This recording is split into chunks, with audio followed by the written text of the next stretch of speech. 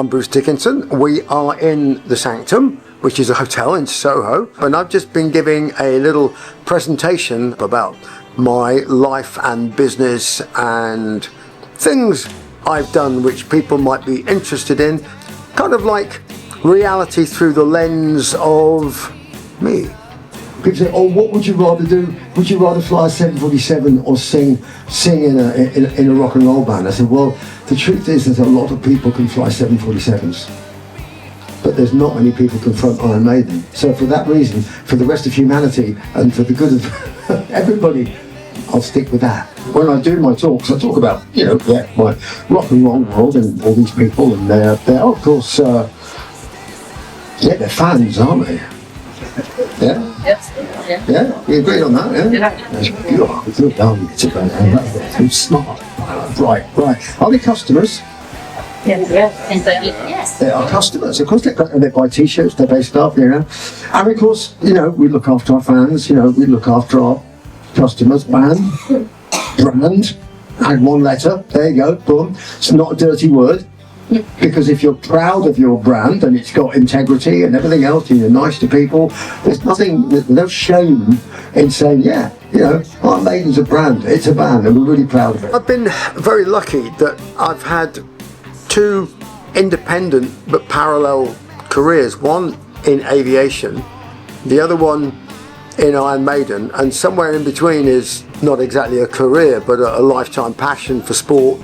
And as a result of that, I've acquired all kinds of bits of abstruse knowledge and met all kinds of interesting and unusual people in odd and unusual places that have given me an interesting perspective. You need the idea in the first place, you need the inspiration, you need the idea, and then you pass it over to the people that do great detail. And then you monitor it to make sure they're not doing too much detail, so that there's some common sense going on. And we ended up doing it, and my God, you know what? It made money. I like to try and inspire people. I don't like to try and tell them what to do. I like them to be inspired to make up their own minds. But always remind them that life is just so much fun, even when it appears not to be. And there are many times when it is, you can be down and there's things in opposition to the things you would like to happen. When bad things happen to nice people, what do you do about that? How do you handle it? I mean, every circumstance is different, but what I tell people is you have to have an emotional response. Get pissed off, get sad, get emotional, because that will give you the power to do something about it, to change whatever it is, to deal with it, to handle it. So, I mean, in my case, I had a 3.5 centimetre tumour in the base of my tongue.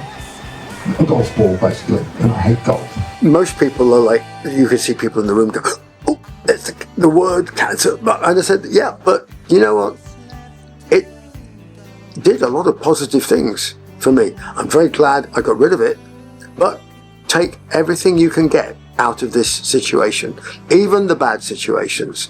Get something positive out of it. And there is always something if you are prepared to look.